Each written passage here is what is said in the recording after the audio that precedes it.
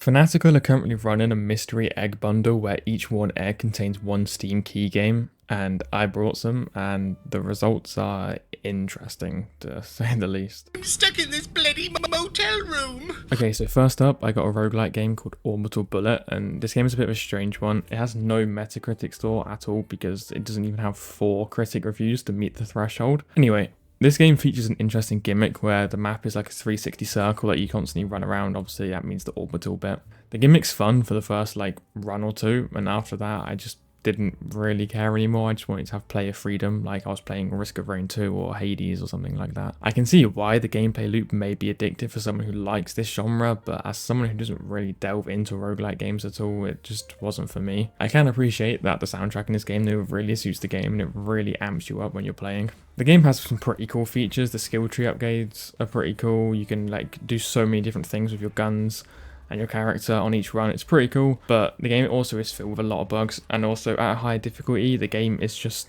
so stupidly hard for no reason. It made no sense. If you like this genre, this might be a game for you, but for me, this is one I'll just never ever touch again. Okay, next up with the second game, I got a game called Cook Serve Delicious 2. This game revolves around cooking food in a really stressful environment, and when I say stressful, I mean the most stressful experience you could ever possibly think of. The game tries to get you to remember 20 different keybinds for different sauces and stuff you add onto the food, and it was just so insanely hard. And at the same time, you gotta make sure your restaurant's clean, your food isn't burning. It was just ridiculous. The game comes in a Metacritic score of 62 and a fan score of 75. The gameplay loop here is actually really addictive. The stressful and high-paced gameplay made me keep playing because I was so determined to be better and not let the game beat me. This game does have flaws though. Some cooking mechanics are just ridiculous. Like if you're cooking food on the grill and you take a piece of food off the grill, you have to finish putting all the toppings on for that customer before you can take anything else off the grill. So every time I do that, I'd end up with 30 other things burning because I was locked in making this guy's stupid hot dog. The art design is certainly something, but I think it fits the game well enough. If you like kitchen or cooking, I actually would recommend this game to you. I'm pretty sure Cook Serve Delicious 3 actually came out, so I think it's actually quite an old game. But like I said, if you like kitchen games or cooking games, this game's probably for you, so I actually would give it a go. Even if you like stressful games or repetitive games as well, honestly, I'd give it a go. I'm pretty sure it goes on sale all the time on Steam for £1, so go ahead and get it. My next key, I got a game called Ember, or at least that's how I'm assuming you pronounce it. It's a game where you play as a firefighter, rescuing people and valuables from burning buildings. The game currently sits at around the low 70s on critic and player scores. And honestly, that's about right, maybe a little high. Now, I played this game solo. I know it has a multiplayer mode, but I only played the single player mode, and this feels like a game designed for a streamer to play on stream, where they get loads of clips out of it and play with their friends and such. And like I said, I played it solo, so it definitely changed my experience overall with the game. The gameplay loop is pretty simple. You enter a building, you rescue people, you save valuables, and you just try not to die and just kind of repeat that over and over. I had a decent amount of fun for about an hour or so, but eventually I started to feel the repetition set in. The game's quite chaotic at the start, but after a while, I mean, you get used to the gameplay and it's no longer chaotic. You just know how to beat the game. It does have 2 difficulty modes, and I tried both, but both felt quite easy to me, so I didn't really feel like carrying on. This game has a physics system when you're carrying around objects and such things, which is kind of where the chaos comes from, but like I said, once you start to get used to it, you realize you just don't really care for this anymore. It kind of reminds me of Orbital Bullet from the start of the video. Both games have this gimmick that grabs your attention, but then you get used to it and realize you just kind of wish you were playing something else. Well, I can see this being a pretty entertaining game if you played it with a group of friends, if you all picked it up for maybe £1 or 2, but I wouldn't really pay much more than that, to be honest. I'm pretty sure the developers are pretty cool though. I saw a couple of Reddit posts about them being pretty cool, giving out their game and stuff, so that's fair enough. I don't even have words to describe what a fever dream experience I had with this game. It makes no sense. This is another game with no critic score at all because it doesn't meet the threshold once again. The game opens up with real world footage of a car, and then the gameplay opens up and it's a point and click game, which is not what I expected. I'm going to be real, and it certainly isn't my first choice of gameplay I'd choose. This game is just so ridiculously funny because it's a load of humans acting in the phone calls and such things, and I've really got to give it to the actors because they were giving it their all. Every character sounds like they was pulled off the street and told, please can you record this for us, and I'm no way in hating on the actors here because I could obviously just not do better at all. I said to my mum, I need contacts, mum. If I'm gonna be an actor, I need contacts.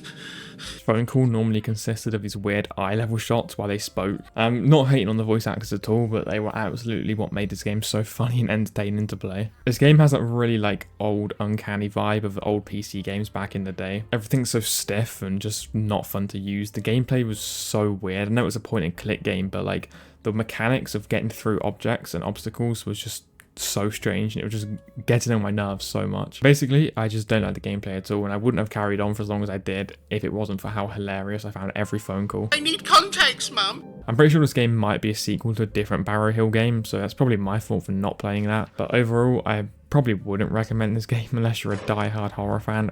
Personally, so far this proves to me that buying Mystery Eggs is just not worth it, because I wouldn't play any of these games out of my own free will. And now, for the final game, I have a lot to say about this one. The last game I got was Blacksad Under the Skin. It's a noir detective game based on the comic book character Blacksad. I actually knew about this character before making this video, so this is the only game I knew of before going into it. This game is similar in vein to something like The Wolf Among Us in a way. By the way, please release part 2. I'm fed up of waiting, it's been like 12 years. However, it's simply just a much worse game than The Wolf Among Us.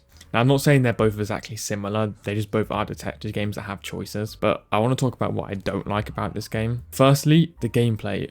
Blacksad walks at the slowest pace known to mankind, and I'm not even joking, it's just simply infuriating. There's zero way to get him to move faster, by the way. Another problem is Blacksad turns corners like he weighs the same as an 18-wheeler truck. It's genuinely the stupidest gameplay mechanic I've ever seen. I get that he's like a big muscly cat, but I've never had so many problems trying to turn one simple character around a corner before. Also, this game has quite a few bugs. When you press a button, it takes a bit for the game to actually process that you've pressed that button. The game just feels so unresponsive to your inputs, and after a while, it simply drives you like actually insane. The game isn't all bad though, it does have features I like. The Memory Palace feature where you can mix clues together to find things out is really cool and creative, I actually like that. Although Blacksad pulls out a really strange face whenever you enter the Memory Palace. Also, I've got no clue why he has no clothes on in the corner of that. A great feature this game actually does have is because Blacksad's a cat, it gives him enhanced hearing so he can hear heartbeats and such things, and also enhanced vision so he can see little parts on people. I thought it was a really good feature, especially for a detective game, and I found that really fun. Despite all that though, I still weirdly like this game. I do think that the noir detective atmosphere really carries this game insanely hard. The constant narration Blacksad does and the murder mystery part was actually interesting to me, even though the gameplay felt like it was just fighting me. The game feels like it has potential to be a great game, but it's just held down by so many stupid little things that could be changed. I'm not sure why it didn't fix a lot of these things, but it is what it is, I guess. Just when comparing it to other detective choice-based games like The Wolf Among Us, for example, there's just zero reason to choose this game. The Wolf Among Us is a brilliant game. It's based on a brilliant comic book series as well. At least it was a great comic book series for a while anyway. There's no reason to play Blacksad over something like The Wolf Among Us, which is a shame because this game has potential to be good, but it just isn't good, really. I do think knowing about Blacksad already really helped me enjoy this more, plus I like noir detective stories, so that definitely helped. This is the only game from the Random Keys I'd actually slightly consider playing again to finish it, and that still doesn't mean it's a great game. If anything, this just proves buying Random Keys is not worth it unless you're doing it for content like I am here. So if you want to see me buy more Random Keys and suffer through more interesting games, then let me know down below, I'd be happy to play more. Before this video ends, I do just want to say that you need to be careful when buying random keys like this online. There's a lot of strange and dodgy websites out there that will just steal your information.